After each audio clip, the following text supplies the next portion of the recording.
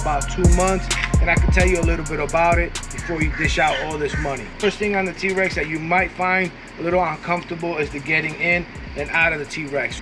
So when you start the day off, you have all this energy and you're like, oh yeah, cool, you want to jump in this thing, you're gonna be in and out. Once you ride this thing for about 3 hours and you're trying to get out of this thing, you're gonna be exhausted. I've skipped gas station pumps just to not have to get out and pump gas into this thing. I've rode it for 3 hours and I've came home beat. Otherwise, it's fun. You physically can't do it, maybe consider getting a slingshot. And I'm not mocking those are great vehicles also. This is too low to the ground. I don't know how much longer I'm gonna own it, but I might have to lose some weight to keep riding this thing. In the state of Florida, you don't have to wear a helmet.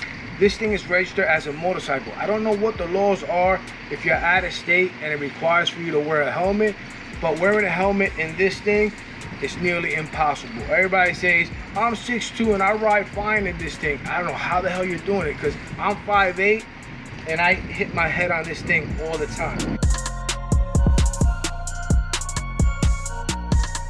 The steering wheel on. So I'm 5'8", and this is how much I clear on top. I'm sitting upright. You know, some guys say, oh, I'm 6'2" and I fit in here well. You could push the pedals back. But at 5'8", I got the pedals up and I'm sitting upright. This is my seating position. Can I get a little bit more clearance here? Yes, but I would have to like scoot down like if I was a teenager and, you know, with my seat all the way pulled back. Now you have some clearance up here. You're driving this thing like this, laying down. And this is uncomfortable. You'll do it for a little bit just to get some headroom. I feel like I'm laying down. Sit back up. This feels comfortable to me, but this is my head clearance, right? That's it. If I went to a state where I had to wear a motorcycle helmet, which I tried riding one night with a motorcycle helmet, it was horrible. I was pushed all the way down. I was trying to see if I could record with my helmet on and, you know, and enjoy maybe a visor so I wouldn't get stuff in my eyes at night. It was nearly impossible. I felt like I was stuck in this thing. So, it's me wearing a helmet. How do I get in this thing? I gotta push all the way down. Can't move my head. How? Way down here like this. I have no neck, so I can't even move. It's not gonna work. All right, let me take this off. I don't know how it would work in the states that require a helmet. If you guys know, comment down below in the states that require a motorcycle helmet. I definitely can't wear a helmet while riding the T-REX. It's nearly impossible. That you should be concerned about is possibly maybe wearing a hat, some sunblock. I rode this thing for 3 hours. I was out hanging out. When I got home at night, I realized that I had a tan on this side of my head, sunblock here, but for the most part, this side of the head is exposed, and I rode the whole time like this. Felt real cool the whole day, but at night, I was two-toned. So I had 2 color faces for like 3 or 4 days, which is true. That did happen.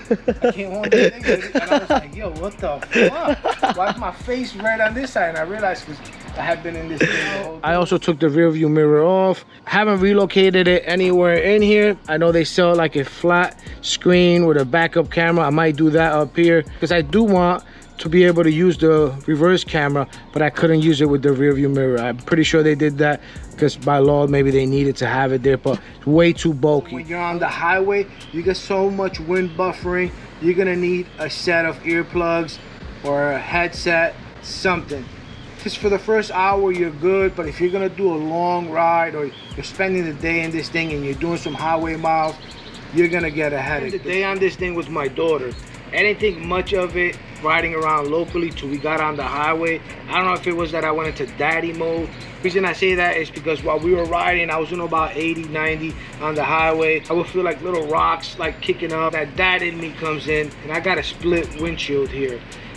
And I was wondering, like, damn, what if something just flies in at 80, 90 miles per hour, hits her in the face? You have somebody else's life in your hands. Made me want to reconsider having these split window, or maybe I just won't ride around with her. Personally, don't care if it happened to me. If we were wearing helmets, I wouldn't care so much if something flew in, because when I ride a motorcycle, I wear a helmet, and, you know, it'll protect me. Maybe it'll knock me off the bike, but at least I have some protection. In this thing, you have nothing. If something's gonna fly in, it's gonna smack you in the face, it's gonna knock you out, it's gonna cut you, something's gonna happen. I might put a full windshield, not sure. I did order the bottom tinted one, and I might just order a full windshield in case I am gonna be having a passenger at some point, but we'll see. You hear that beep?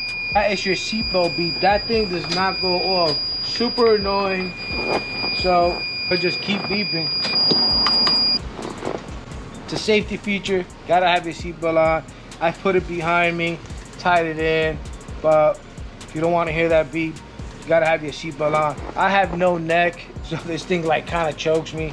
So I'm constantly always just throwing it over the back of my head, and that's that. Got that safety feature, and you gotta wear your seatbelt. Another thing about the T-Rex is getting this thing into reverse. Do not put yourself in a position where you're trying to do like a U-turn and then you kind of like miscalculate it, and you gotta try to get this thing in reverse and out of reverse and go forward, because you're gonna create some traffic. How do I know that? I did it. I thought I could make the U-turn. I couldn't clear it. I had to put this thing in reverse.